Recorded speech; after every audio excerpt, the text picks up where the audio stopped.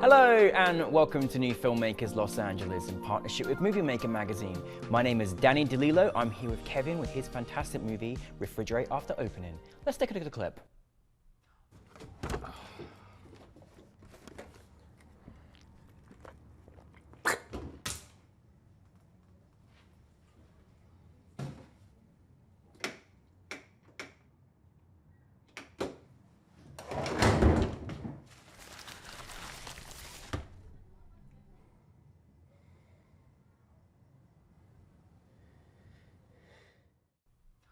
Delighted to have you here. Thank you, thank you. I've been wanting to talk about this film for a while now, since I saw it, because this is magical. But for those that haven't seen your fantastic film, tell us a brief synopsis. Refrigerate After Opening is a short film about a man who's down on his luck and just trying to figure out his way in life. And he searches for something and he finds a magic fridge that changes his life. Any more would give it away. So, so that's basically it. I mean, Kevin, it's a great story. You know, sometimes it's really nice when you see a film, you're like, oh my goodness, I've never seen this concept before, and it was really, really good. Where did the inspiration come from making this film? Did this really happen? I'd love to know. So I guess when I was in the ideation process of this film, I was just going through some sad times. I was just kind of frustrated with life, and I was even at the point I was like, man, I wish like someone would actually cook for me, and just like I was just like, dang, life was just kind of hard, and I loved I love magic realism, and I wanted to make a film that talked about what I was going through, but also still felt magical. And I wanted something that existed more in the realm of reality more so than magic. Both elements are there, but I wanted this film to kind of feel like, oh, everyone, like this could be anyone. And so that was the inspiration for the film, and that's it, and came up with this little piece. I love it. No, and it's great you took the concept of just someone that's going for a hard time and just hoping for a little bit of inspiration. I sat there by my fridge; it didn't work, unfortunately, but it was nice to watch yours.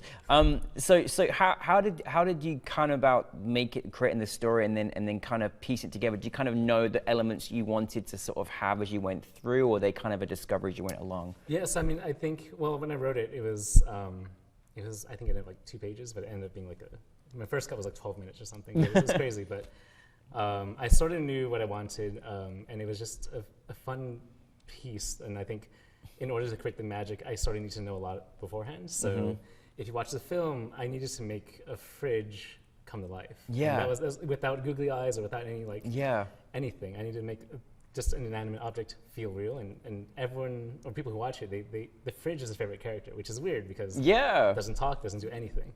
It does do things, but it doesn't have like physical characteristics in terms of like human characteristics.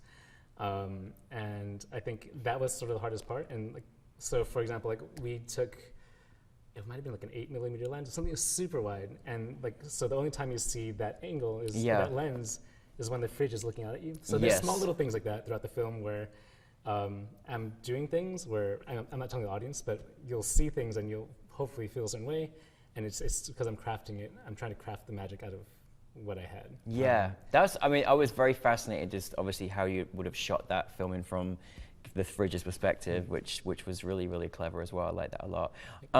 What was kind of maybe some of the bigger challenges that you kind of had making it? Was there any kind of production issues or things that you kind of had, or was it just plain sailing easy? Yeah, I mean, I think with every production there's always issues. With this one in particular, we're trying to shoot in my apartment, which isn't a great idea. But we basically shifted my whole kitchen and everything to one side, and then moved everything into that one space where the film takes place. And that was it's just a logistical kind of nightmare. But also the trying to figure out how do we get that POV from the fridge, because you don't have a lot of space in a fridge. How do you get that angle? And we are also, if you watch the film, I play around the aspect ratio a little bit. If you watch it through, it goes from a 1:1 to 2:3:9. Yeah, I love that. And it's really subtle, but it's also frustrating because the whole time you're filming, you're doing it out of order, of course, but you still need to keep in mind the aspect ratio for that scene. So, at the end it's seamless, but then just thinking logistics-wise, it was difficult just preparing for that. So a lot of it was done during pre-production and just making sure that we had everything in place to tell the story. What's the kind of, I mean, because I think your film is just definitely needs an audience, you know. And again, I was there last night. I could hear people laughing and just at different moments. What's it been like? The reaction been like having it at film festivals? And we loved having it at NewFilmmakers LA. It's been really great. I think like the first time I've ever showed it in a theater, like, I was so nervous. I think with every filmmaker they get nervous, but I was just like, are the laughs going to hit? I don't know. And every time they do, like, it's really gratifying just because you're like, oh, thank God, thank God. And I think it's nice just to share your work with people and hopefully have people see what you're doing. And yeah, it was a pleasure screening it here and just having people hopefully enjoy it. Yeah, no, most definitely. And listen, I mean, going to the sentimentals of it all, like, you know, someone that's down their luck, but, you know, as the story journeys, it really leads him into a much better place. And so if you can take an analogy from that, it's like, you know, sometimes it's not that far away, even if you got a little help from a fridge. Did you kind of did you kind of look at it from a sort of perspective of, you know, just a bit of fun, or was there some sort of more kind of in sort of deeper elements that you wanted sort of the audience to kind of take from it? Well, yeah, I mean, I think if you watch my films, I think overall they generally tell a more simplistic, I wouldn't say simplistic, but a story that most everyone can get, that comes from me being Cambodian, my parents being Cambodian refugees, and when they first came to America, they didn't particularly, they wouldn't watch art films, you know, they wouldn't watch, I guess, more serious films, I guess you can say. But that, and to me, like, I never wanted to make films that excluded people, like my parents, because I just found that, personally to me, just I didn't want to do that. So if you watch this film, surface level, you'll get a story, but underneath it, there's deeper meanings. There's, you know, when I move the camera, when I don't move the camera, there's always like these little things I'm doing, these techniques. So you can read it as a story for fun, or you can, if you watch it again, and you can look into the deeper meanings. And I think I'm trying to straddle that line of how much of each to do. So yeah. But was there anything you kind of wanted your audience to take from it, from a sort of from you know, from morality kind of perspective, or is there anything you kind of wanted to show in that respect? I mean, honestly, I think like it's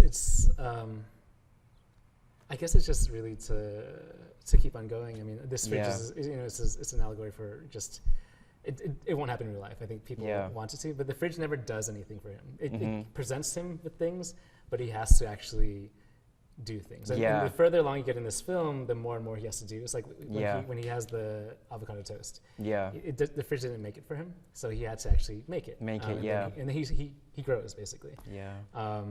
At the end, of course, we have that final, which I'm not going to say, but we have a final where he has to make that big decision. And it's this progression of sort of no decisions into these big decisions. And sort of with life, you know, you have to, in order to grow, like, you have to make these big decisions.